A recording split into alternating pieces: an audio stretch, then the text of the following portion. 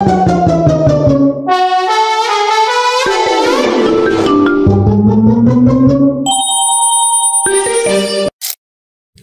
guys, welcome to Sabuthri Talkies. இந்த எபிசோட்ல நான் பார்க்க போறது சத்யராஜ் வசந்த் ரவி நடிச்சு குஹன் டைரக்ஷன்ல வந்திருக்கிற வெப்பன் படத்தை பத்தி தான் பார்க்க போறோம்.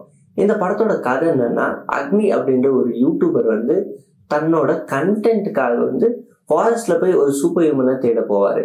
அங்க ஒரு பிளாஸ்ட் நடக்கும். அந்த பிளாஸ்ட்ல இவரும் மாட்டிக்குவாரு. இவர் போலீஸ் போய் பிடிச்சிட்டு போய் இன்ட்ரோகேட் பண்ணுவாங்க. அந்த இன்ட்ரோகேஷன்ல அவர் என்னென்ன சொல்றாரு, அங்க என்னென்ன நடந்துச்சு அப்படின்னு தான் இந்த படத்தோட கதையே.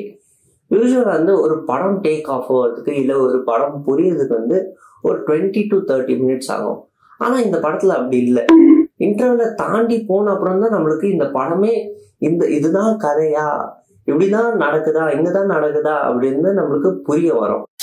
சரி, படம் டேக் ஆஃப் ஆகிறது தான் லேட்டு அப்படின்னு பார்த்தோம்னா, படத்தோட கதை நல்லா இருக்கா அப்படின்னு கேட்டிங்கன்னா, படத்துல ஏகப்பட்ட லாஜிக்கே இல்லாத சில சீன்ஸ் எல்லாம் எடுத்திருப்பாங்க அப்படின்னு தான் சொன்னோம். ஃபார் எக்ஸாம்பிளுக்கு ஒரு சூப்பர் ஹியூமன் அப்படின்ட்டு ஒருத்தர் இருப்பாரு. அவர் ஒரு பெரிய ராக்கெட் லான்ச்சரே தடுத்துருவாரு. அப்படி தடுக்கிற ஒரு ஆள் அவரோட ஃபேமிலியை ஒரு சின்ன நெருப்புல இருந்து காப்பாற்றவே முடியாது அப்படின்னு சொல்லுவாரு. அப்புறம் அவரோட மகனை இழந்துருவாரு அப்படின்னு சொல்லுவாரு. அப்படி சூப்பர் பவர் உள்ள ஒரு சூப்பர் ஹியூமன் அந்த ஃபயர்ல இருந்து காப்பாற்ற முடியாதையும் அவரோட பையனையும் காப்பாற்ற முடியாது. அப்படி என்னப்பட்ட சூப்பர் ஹியூமன் அப்படின்றது எனக்கு தெரியல. அவரும் ஒரு 10-15 கேரக்டர் ரொம்ப இம்பார்ட்டன்ஸ் காட்டியிருப்பாங்க. ஆனா அடுத்த 10 நிமிஷத்துலயே எல்லாரையும் போட்டு தள்ளியிருப்பாங்க. இந்த படத்துல நடிச்சிருக்கவங்களோட பெர்ஃபார்மன்ஸ் பத்தி பார்க்கலாம். வசந்த் ரவி இந்த படத்தோட ஹீரோவா நடிச்சிருப்பாரு.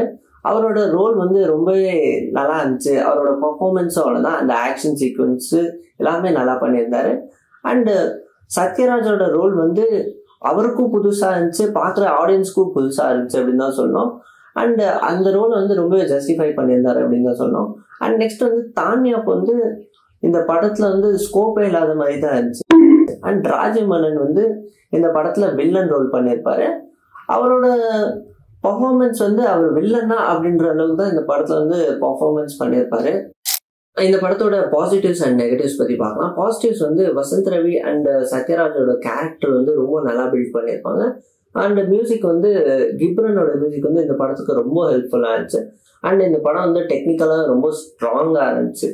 அண்ட் இந்த படத்தோட நெகட்டிவ்ஸ் என்னன்னா, வில்லனோட கேரக்டர் ரொம்ப வீக்கா இருந்துச்சு.